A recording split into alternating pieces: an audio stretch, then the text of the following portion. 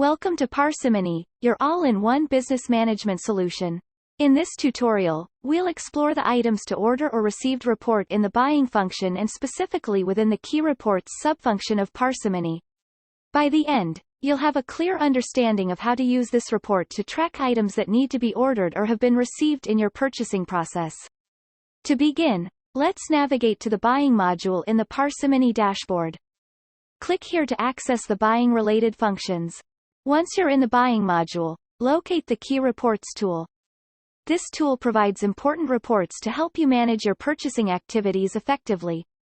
Click on the Items to Order or Received report to access the report interface. This is the Items to Order or Received report. Let's explore how to use it to track the status of items in your purchasing process. Start by selecting the desired filters to narrow down the report results. You can filter by material request, item, description, or any other relevant criteria.